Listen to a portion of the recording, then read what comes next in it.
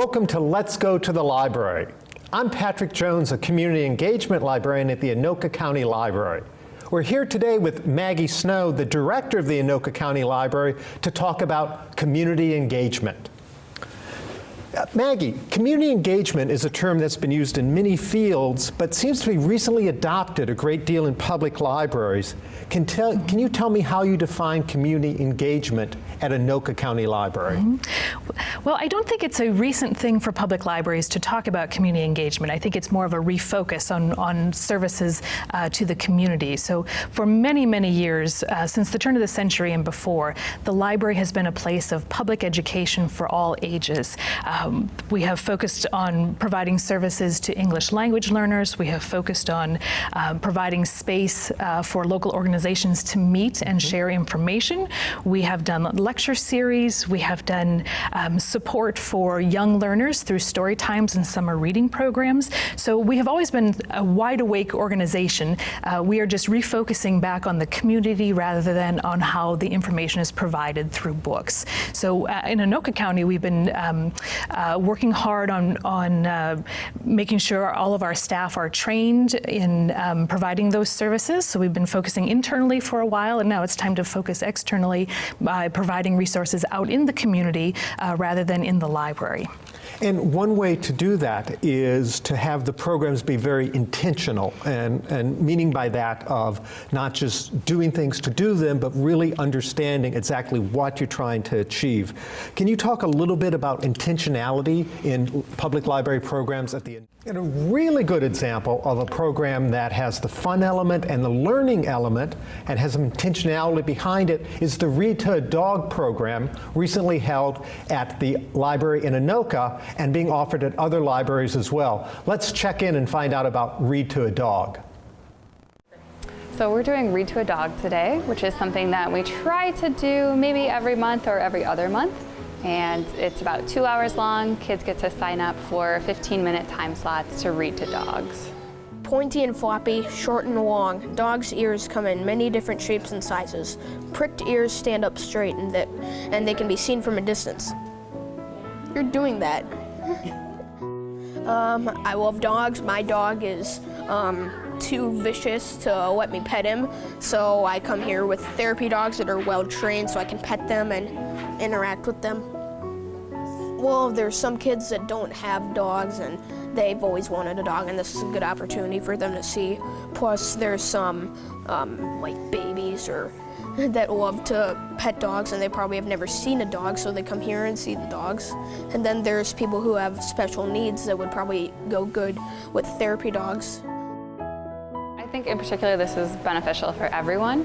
The kids are learning their reading skills. They get to foster reading skills in an environment where they won't be corrected if they make a mistake, they won't be judged if they read slowly, things like that. The parents kind of get the benefit of seeing their children in another environment as well, and they can kind of take a backseat and watch the child experience reading and maybe learn tips to take home as well, maybe reading to other pets that they might have, or siblings read to their stuffed animals.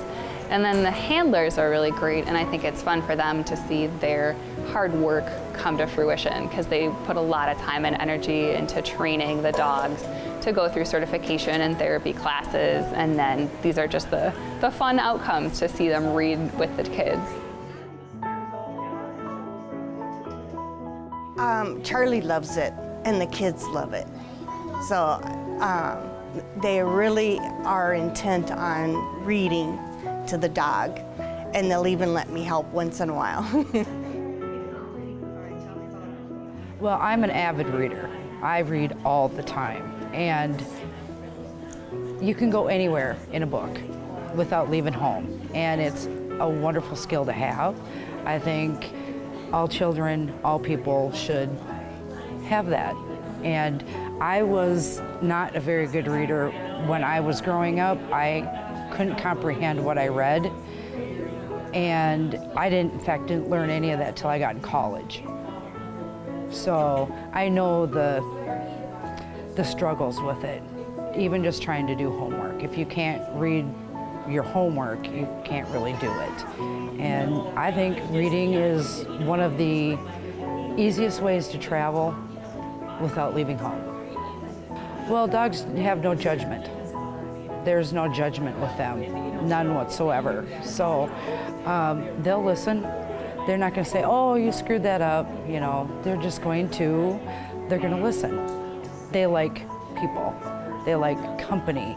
Even just laying here like this, she's cool. Most dogs are. So not only are kids getting the chance to practice reading, which parents really appreciate, it can foster communication skills and social skills, and even help with kids that are afraid of animals or dogs too. And I think it really adds an element of excitement for the kids that are not excited to read. This presents a new atmosphere where they're excited to come to the library on a Saturday and read any book that they want because a dog will be there. And it's just kind of a nice concept for them to have a listener nearby. We've been doing this, like I said, for about 13 years with Tia. And it's really interesting because kids who are not real sure about reading will read to a dog. They just feel more comfortable because a lot of them have dogs at home, and maybe they read to their dog at home, and the dog doesn't tell them when they make a mistake. If for some reason they don't know a word, then we always say, ask the dog. And then we'll show the book to the dog, and then we go like, okay, what's the word? And the dog whispers in our ear, and then the child knows the word. So actually, when they don't know a word, we ask the dog, and the dog tells them what the word is. So they like that.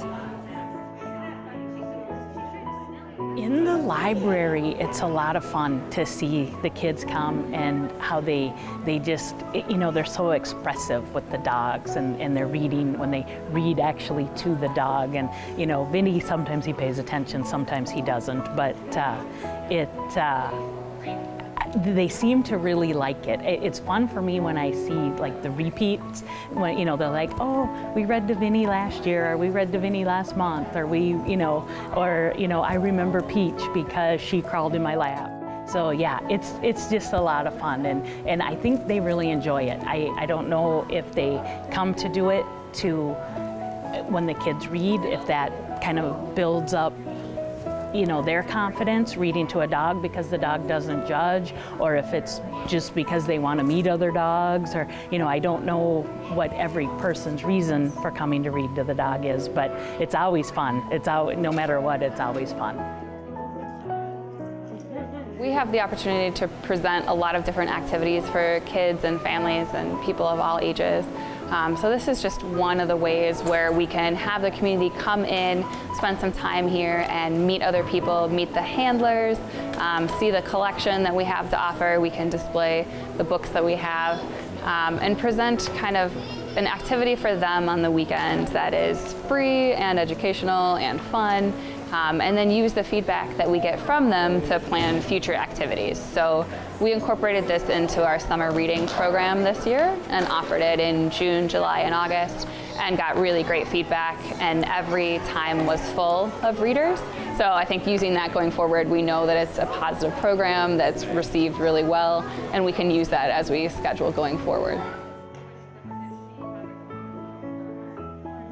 You know, just as a whole, I think any time in this world that you can bring a little bit of happiness to anybody, you know, everybody has a story, everybody has a situation, and if your silly dog can make them smile, you know, a lot of times, you know, and especially, I say it with the French Bulldog and I say it with the English Bulldog, they're funny looking dogs. So you don't even have to like a dog, they just make you smile because they're funny looking. And then if you interact with them and you like them and it helps make your day, you know, some people have left and said that, you know, like, that was the best day ever, you know, and that's amazing to be a part of that.